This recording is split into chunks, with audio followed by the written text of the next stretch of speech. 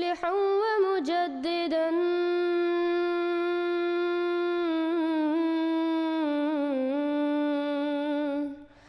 فارنوا بنظر طاهر وجناني.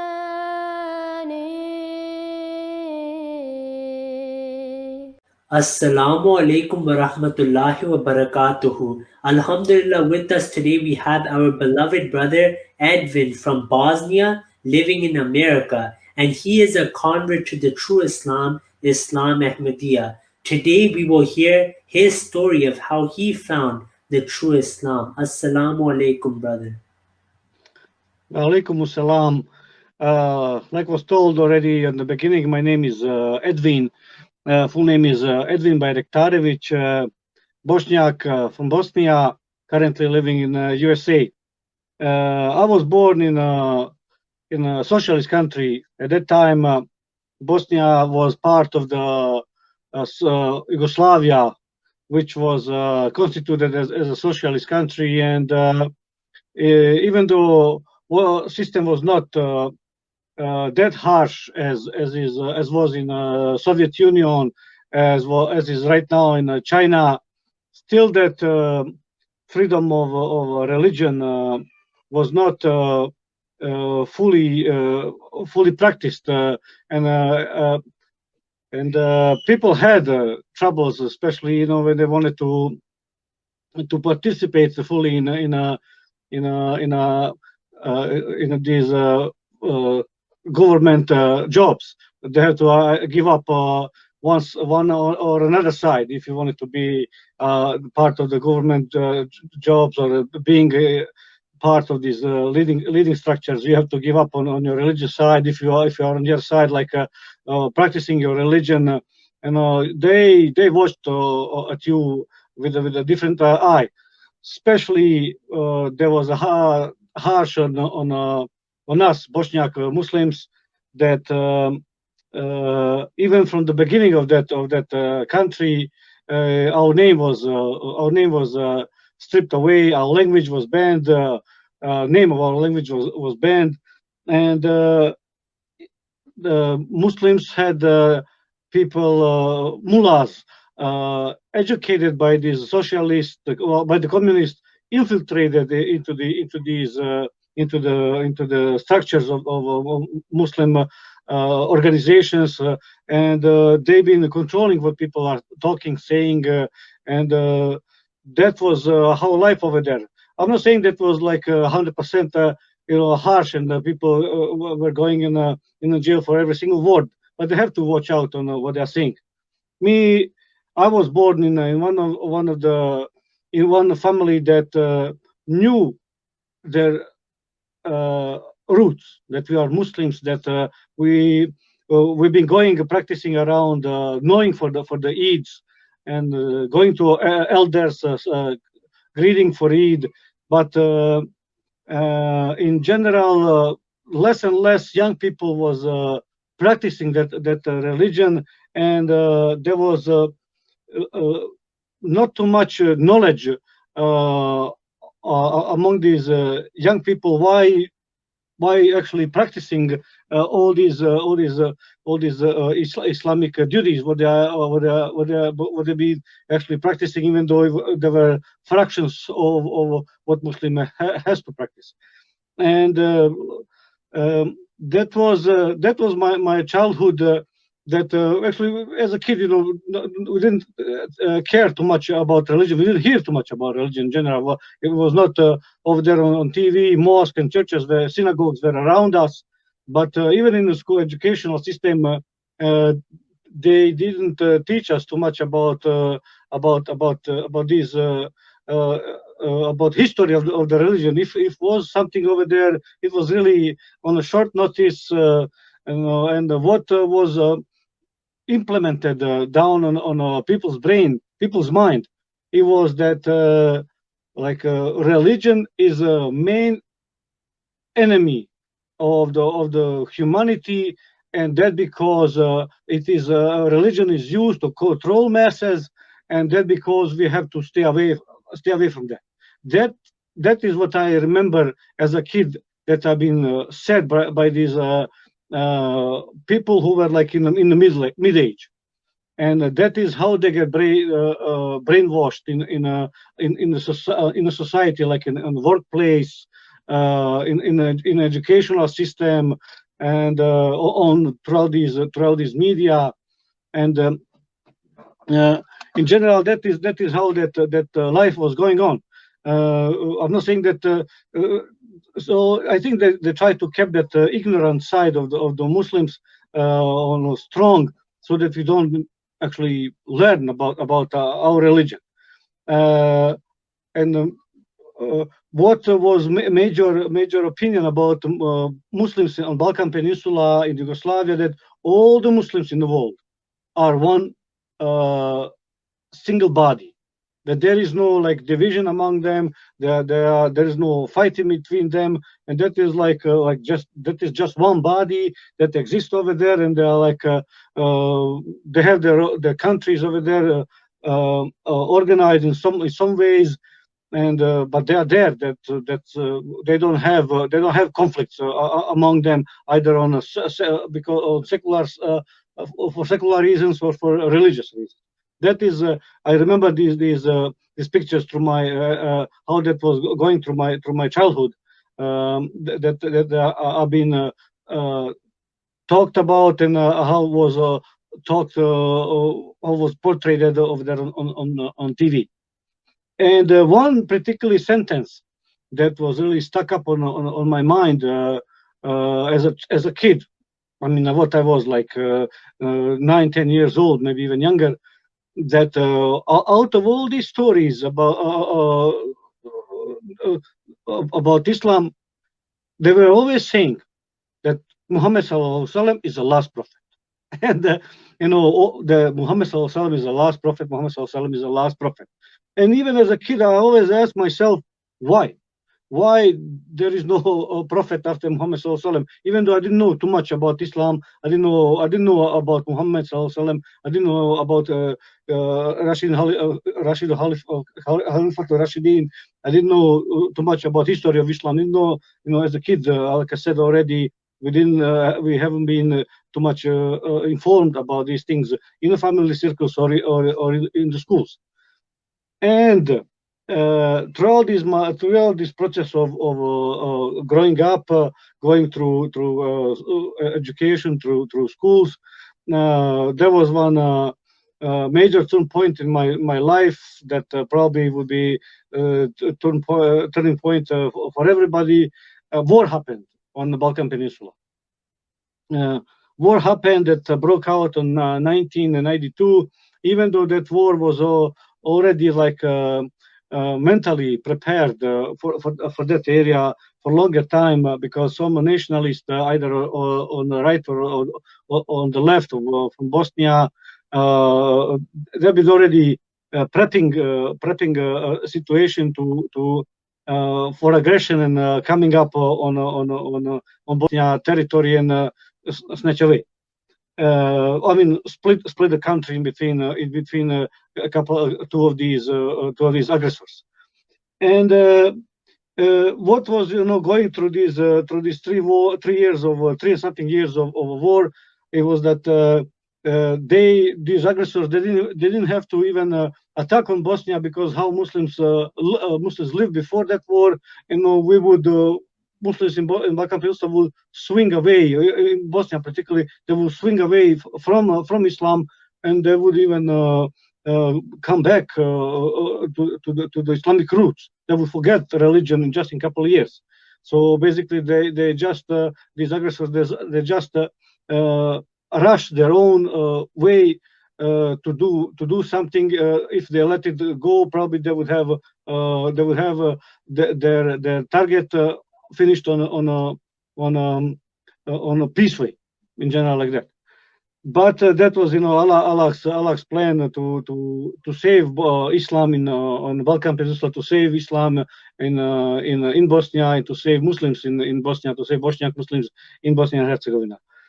And that was also, it was not only a waking moment in my life, it was a waking moment for many Bosnian Muslim, for many Bosniak Muslims, that when they understood that even though they didn't know so much about religion, and these nationalists from our left and right side, our neighbors, they are abusing their religion, and they're coming on us just because of our ethnicity and because of our religious roots. So we didn't know too much about religion. We didn't practice too much. We've been very good neighbors with them, but they still hated us just because what we were, just because of ourselves being over there.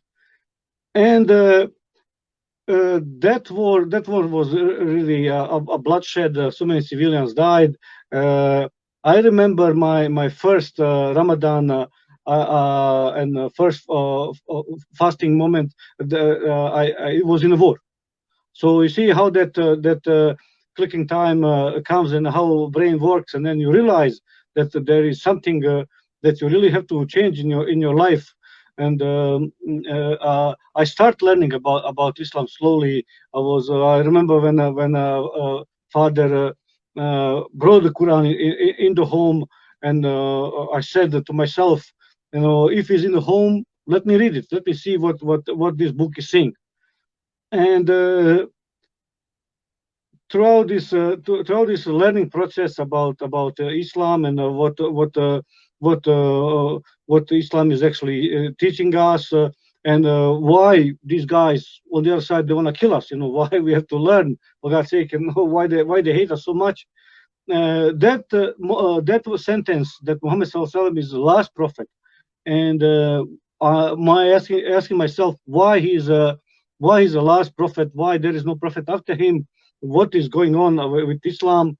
That was still in the back of my mind. And later on, you start learning that Muslims are not that united as we've been taught over there prior to the war, and there's so many divisions among the Muslims, and they have a conflict among themselves too. And throughout this, just prior to the end of the war, I remember meeting first members of Jamaat in one small place called Gračanica, where Jamaat was very active in bringing humanitarian relief. And I remember when I met them first time down on the street, so many people come to me and said, "Oh, don't talk to them. They are a different kind of Muslims. They believe that there's a prophet after Muhammad Sallallahu Alaihi Wasallam." That just going through my ears. It was interesting to hear that. I've seen members of Jamaat at that time. First time it was just glimpse down on the street, and that was it. I never saw them in that place after that, because my life took me somewhere else, and I moved in the capital in Sarajevo. And what is destiny, how everything goes, that I met a friend of mine in Sarajevo, person who lived in Gračanica and who was helping members of Jamaat to spread that humanitarian relief to these families who were really needy for that help. And that brother, that friend of mine said, "Oh, let me introduce you to some people, and you can talk to them." And I went over there, and that is when I met. That was around 1997 in Sarajevo, when I met the missionary in charge, Vasim Ahmad Sroja. And of course, missionary, very active people. He was very young missionary in Bosnia, sent in Bosnia. He was right away in action. He started talking to me about Islam and giving me the story about Isa alayhi salam, and that some Muslims, majority of Muslims actually believe that he's still alive on heaven.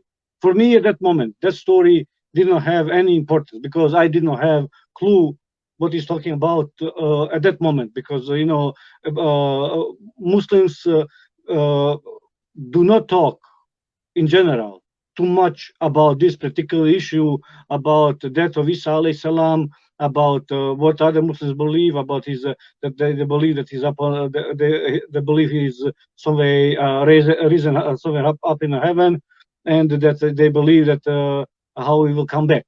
Generally Muslims on Balkan Peninsula in Bosnia do not talk about this issue at all, so they don't know too much about this. They are learning about this issue throughout these Wahhabis who came in Bosnia during the wartime, and they stayed over there in Bosnia. And after I met a missionary in charge and spent with him a few days going back and forth, he helped me to find a job, because there were two also Pakistani brothers who tried to do business in Bosnia. I get interested, of course, into the religion, into the what he got to say, and he gave me a couple of books to read, and of course those few books that most of us converts read it prior conversion and prior joining to the Ahmadiyya in Islam. Those books are Philosophy of the Teaching of Islam and Jesus in India, written by Imam Mahdi alayhi salam. And after reading, especially after reading Philosophy of the Teaching of Islam, you know, when you live in a world that is like kind of close to you, like really not wide open. In general, you see with your eyes, but kind of narrow path, like you are in a tunnel. And after you read that book and see some things, some explanation about this, why Muslims practicing this, why Muslims practicing, because as a Muslim over there in Balkan Peninsula, you can hear some crazy stories why Muslims do not eat pork. In general, that is one of the story, or why Muslims do not drink alcohol. Some crazy stories. I don't want to tell them right now, but all these stories do not have any relations to the Islamic teaching in general. So when you read the Philosophy of the Teaching of Islam and you see how Imam Mahdi alayhi salam explained, some of these things, that new world just opens up, and you realize this is something else, something different. And then after reading Jesus in India, it was clear to me that there is something really spiritual in this message. Of course, even though I was not that active, knowledgeable Muslim before I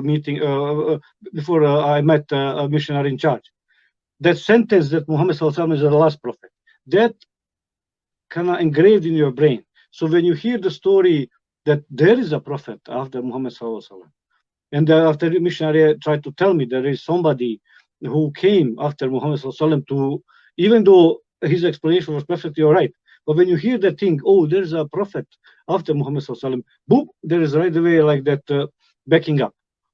And my hardest,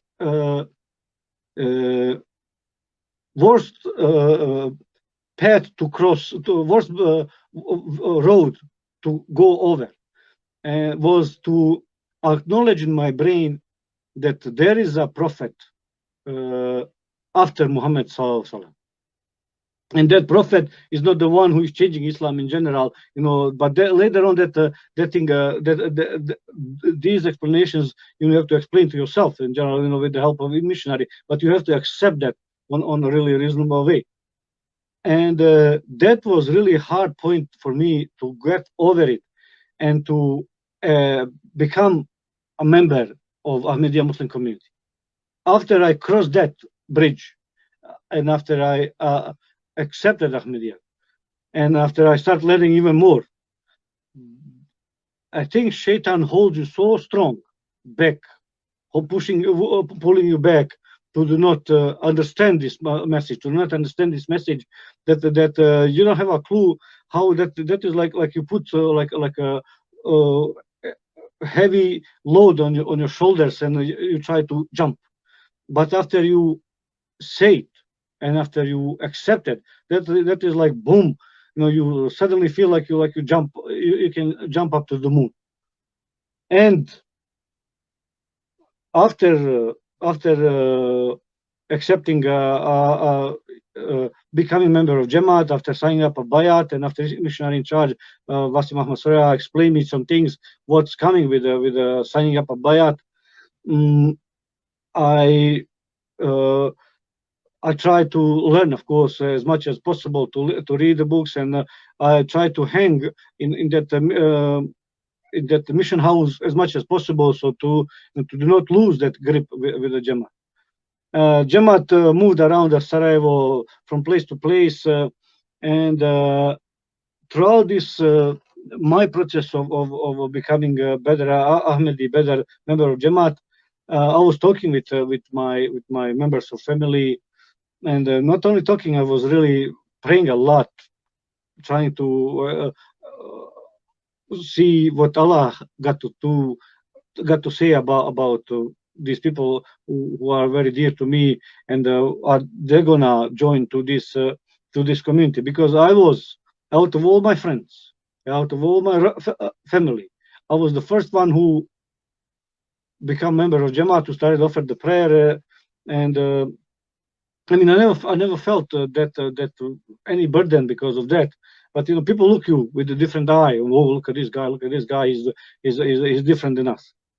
And in that, not long after that, I remember when a brother of mine become a member of Jamaat, when some of our friends and neighbors, because missionary was coming to my house, and then some neighbors also started joining us to see what is over there to be said, or who is that person. They joined to community, and on the end we had really good. I mean, that is probably one of my best moments in life, when we had that community. When we have that Jamaat in small country Bosnia and Herzegovina, in the city of Sarajevo, but all of us that were over there together, we're like brothers. I mean, I cannot explain it really, that we were together all day. I mean, I was going back to work, come back from work, get back home, take a shower, offer prayer, and bam, right away, go over there in the masjid, spend the whole day, spend all the time with them, and it was, I mean, the learning process was amazing. Later on, one of the Bosnian brothers who also joined Jamaat in Germany, he came back. He became a president of Jamaat, missionary, stayed as a missionary, and it was really great experience, especially from that Bosnian guy who also was close to us without Bosnian language, and he was telling us all his stories, how he's in Germany, and it was amazing thing. And my first Jalsa Salana was 1998 in Germany, when we traveled in the car for, I don't know, 12, 14 hours in one way.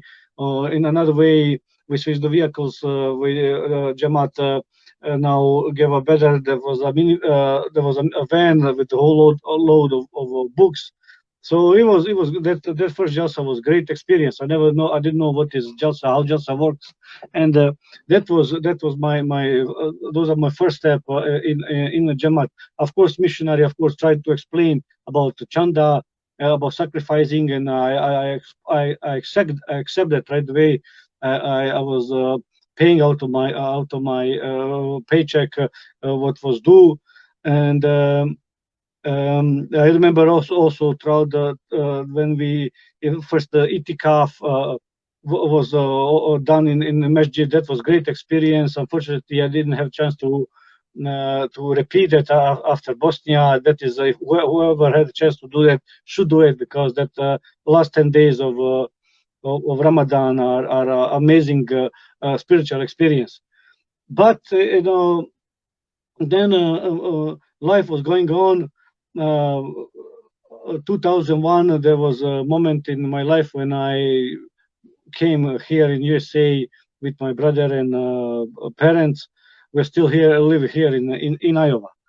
That is another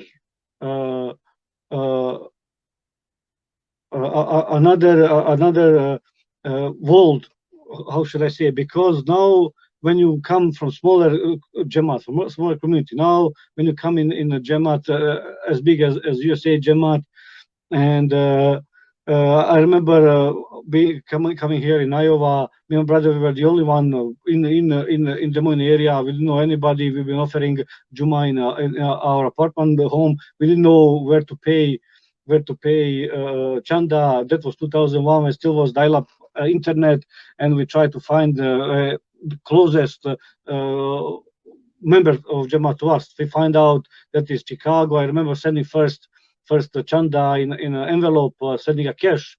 I don't know that money. Probably that money never arrived on the place because cash was over there, and everybody knows how is with sending cash in envelope. But anyway, after trying to contact some people in Chicago, finally we get a phone call and invitation from a missionary in Chicago, and then there was, I believe, Shura meeting in Chicago. Local Jamaat had a meeting actually, and then that was our first contact with anybody, any member of Jamaat in USA. After a couple of months being here in USA, that was really great experience. We arrived in Chicago that was December. We arrived in Chicago in a megabus, in Greyhound bus, sorry.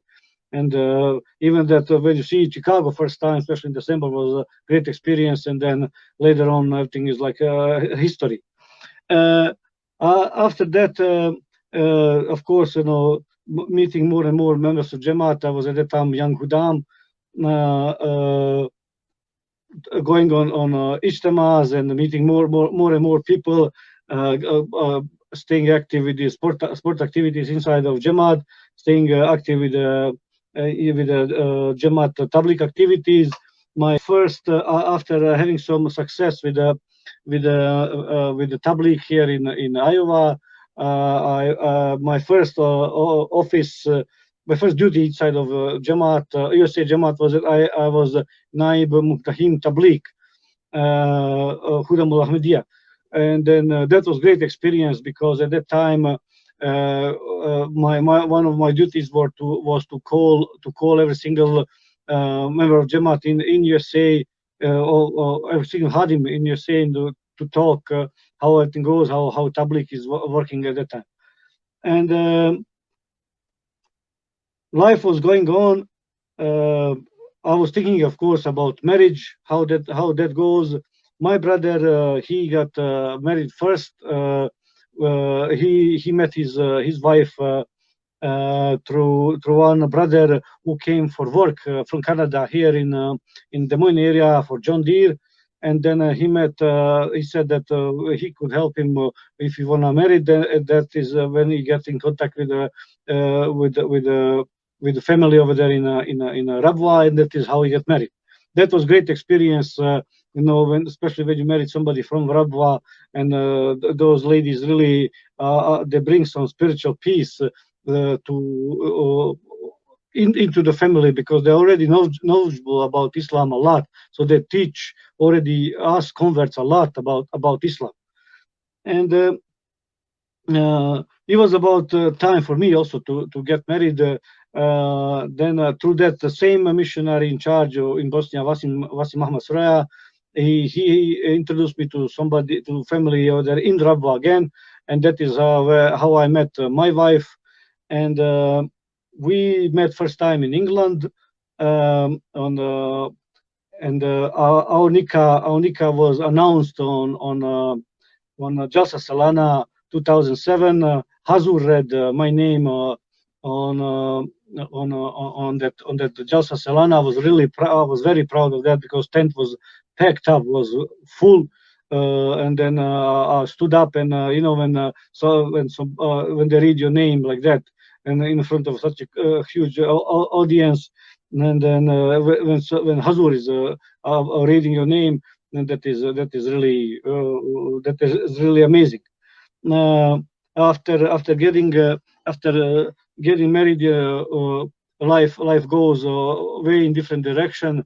Of course, it took some time, about 1 year, to bring a wife from Rabwa here in USA. In that process, our wedding ceremony was in England, and later on we had another ceremony in Pakistan. I visit Rabwa. That is amazing experience, and that is I would miss that for anything. I stayed a month in Rabwa.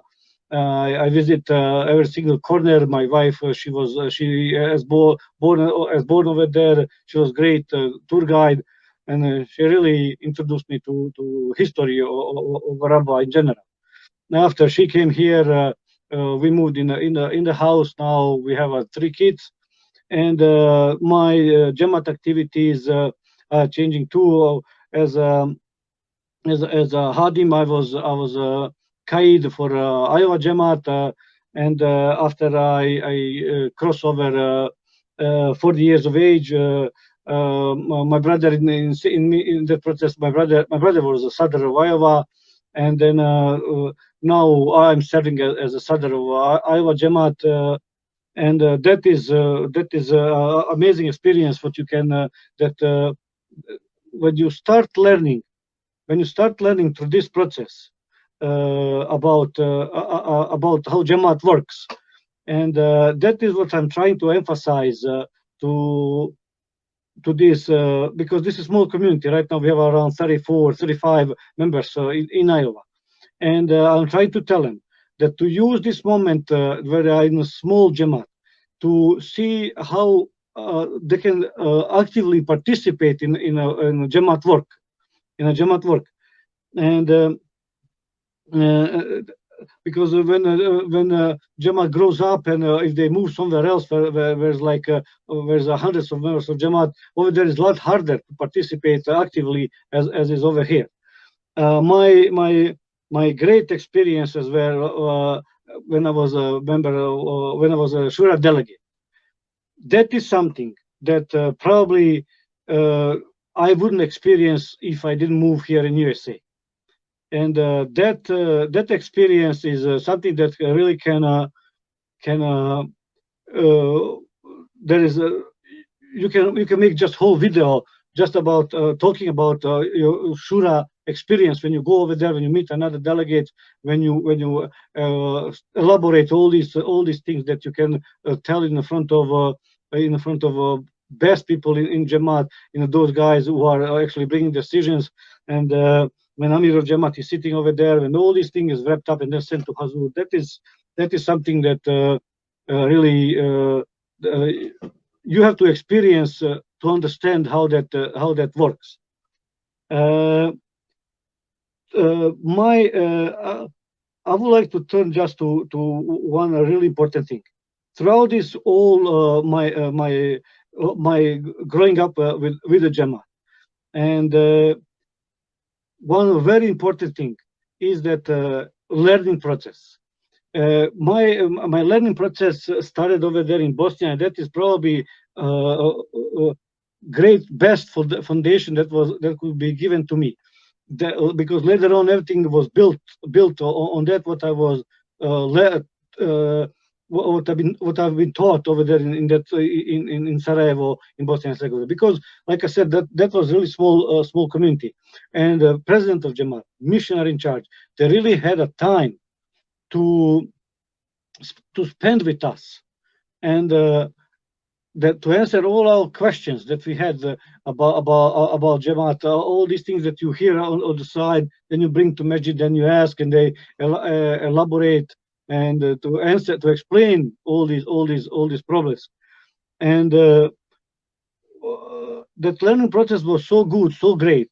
On the end, I said to myself that the moment came that when I was ready to debate with anybody in the world about Islam, about Ahmadiyya, and there is no thing that can shake me up and turn me back. And that moment came already in Bosnia, in Sarajevo. This over here in USA just expanded all my knowledge, especially by learning another language now. This knowledge is now even more. It's more easy. It's to access. Just when you learn, when you know two languages, it's a lot easier to learn more things. But I remember over there in Bosnia, throughout this, as a member of community, when standing up down on the street in a main road in Sarajevo and debating with these Wahhabis, and there was like hundreds of people around me and a couple of young guys, and we've been debating with these guys, and there was no a single moment that we could back up and say, these guys are right, we are wrong, because that moment, that time that we spent in a masjid with the missionary in charge, the president, was really very well used, and to expand, first of all, that knowledge, and to expand that vocabulary that you need, that is necessary when you go down on the street and talk to people about Islam. And now time, of course, changed. Not too much here, especially you say that Tabligh was a lot different, especially at the moment when I came in here in USA. That was down in early 2000s, because in Bosnia we've been doing Tabligh door to door, already knocking at the people's door and asking about Islam. I remember gathering people for first jalsa in Bosnia. Most of our guests were like non-Ahmadis. There were like 400 people, non-Ahmadi people that we invited, and all of them came. We go door to door, ask do they want to come, and they said answer yes, they want to come, and there was like 400 people. Here the Tabligh changed, especially because technology now is a lot more sophisticated, and now it's a lot easier to use internet and to spread the message. And but I remember that fire that I had as a young guy, and I remember the fire that other young guys around me had when over there in Bosnia, going and asking, talking with people about Jamaat, about Islam, and coming back to masjid if we didn't know something, we right away ask, hey, missionary, can you tell us about this thing? Can you explain us this thing? Even though books were very limited at that time, especially in Bosnian language. At that time, there was no even translation. Jamaat didn't translate the Quran on Bosnian language. Now translation is there, but few books just existed on Bosnian language. But that missionary was really over there, ready to help us in those times to learn and to go again back on the street and to talk to people. Probably one of the greatest experience that I could remember is, like I already said, that was the first Jalsa in Bosnia Herzegovina, when and it was organized in one of the suburbs of Sarajevo. When first we spent a lot of time, a lot of energy was spent going walking around Sarajevo, delivering these flyers, knocking on the people's doors, explaining who we are, what we are teaching, inviting them to come and see, to ask, and on the end that paid off, because there was like over 400 guys, non-Ahmadis, to come and be a part of that first historical Jalsa Salana in Sarajevo. And plus guests from Germany, Amir of German Jamaat, and a few other missionaries that came over there. That was really, even I believe there was a report about Jalsa Salana on one of the daily papers that was printed over there in Sarajevo. That was really great, one of the greatest experience that I can remember in my early in my life as a young member of Jamaat. now serving as a Sadr here in Iowa, it's a different ball game. Like I said, that's it. That bring a lot more responsibility. You see now, first of all, from financing side, because budget just of the small communities, or small Jamaat in Iowa is bigger than what was budget of Sarajevo in Bosnia at that time, for example. Just one of the things. Plus, there is a lot more activities. There are so many people that you have to think about it. Meetings, going on these shura meetings, and having these conferences with another secretaries. That is a very different ball game than what I really was even dreaming about when I became a member of Jamaat. I hope and I wish that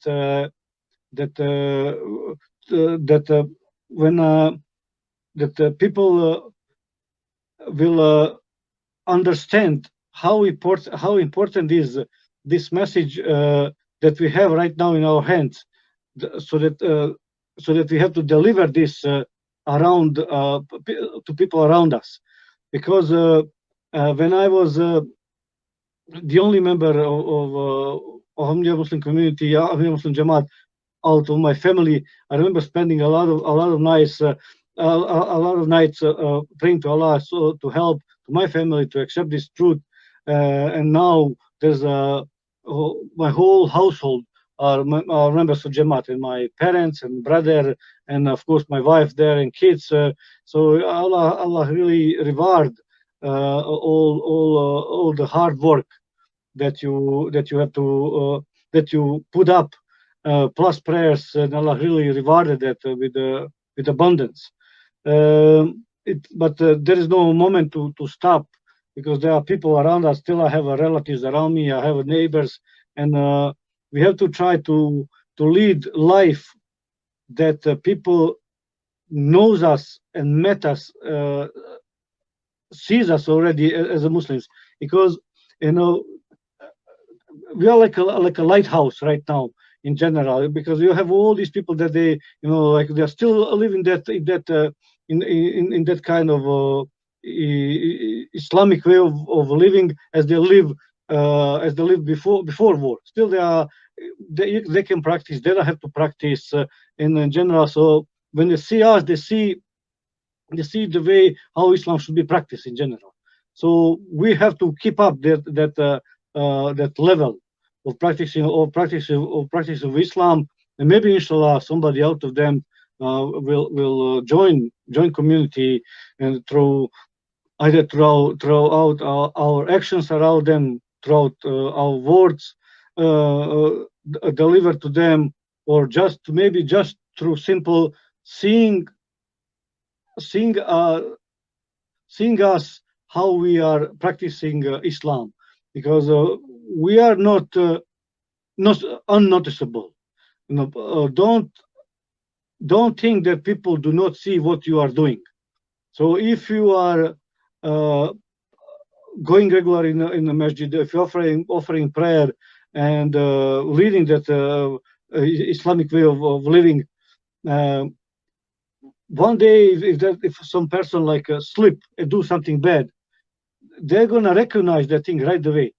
But if because they see they wanna check on you, they're checking you every day. So that's because we have to keep up that level high, to remind them that it is possible to live as a Muslim in USA too. That the job is not something that will take you away from offering prayers. Job, the house payments, car payments are not something that will take you away from paying your zakat or chanda and sacrificing in the name of Allah. These are now harsh times, but I don't think they are any harsher than what were in any time in the history of humankind. Just check 100 years ago.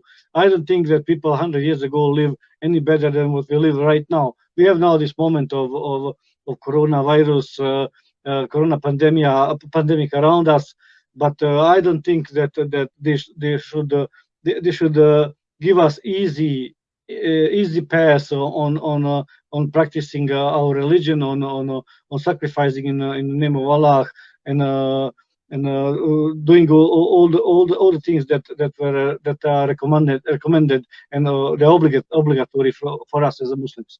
Especially is really important for us to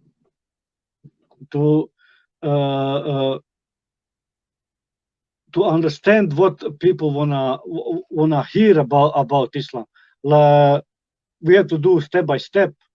We have to try to understand their knowledge about Islam, and then go from that point upward. Like I said, when that story about Isa alayhi salam, when the missionary in charge mentioned that to me, and way down on my beginning of being a member of Jamaat, that story didn't mean to me a lot, because I didn't know anything. And like I said, these guys, they don't know anything about it. And but I believe this story, I'm talking now from my Bosnian perspective, because right now in my neighborhood I have like 10, 15 Bosnians that live around me. But in this public activities, I don't see them sealed just for the group of the people that you belong. In general, I don't see tabligh to be done like that, because in that case I wouldn't be able to talk with any Christian around me, and majority of people around me are Christians. And so far I had an experience going in a couple of churches, talking with the people about Islam, and debating with them about what they believe about Isa alayhi salam, what we believe about Isa alayhi salam. And you have to be adaptable to these moments, when you have a time to, when it comes on you to share the message of Islam, because you're not gonna tell same story to every guy. Depend what that person really needs at the moment, and depend what the person, how much the person really knows about religion. Knowledge is never ending. Gaining knowledge is never ending process. Still, I'm going through the books, watching videos, learning what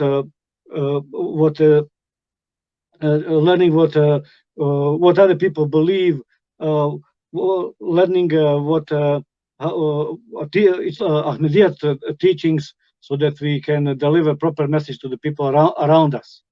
Tabligh is, I always enjoyed tabligh activities, either if it's one-on-one, or if it's some like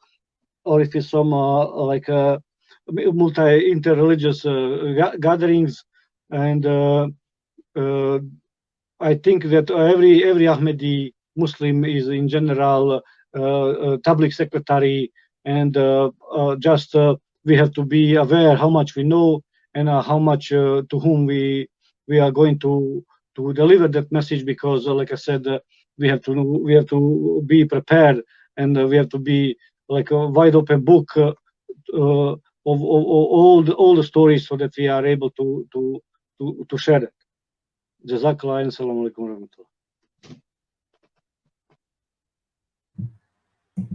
Jazakallah, dear brother, a really inspiring story by yourself. In the end, we pray that Allah continues to bless you for your efforts, and continues to guide more brothers and sisters from Bosnia to the true Islam, Islam Ahmadiyyat. Once again, dear brother, Jazakallah for your time.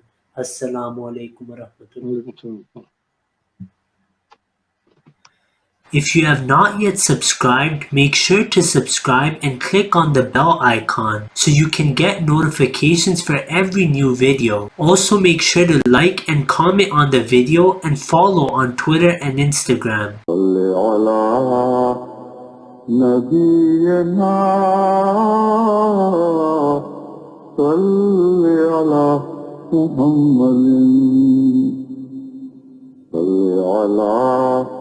سفينا صل على محمد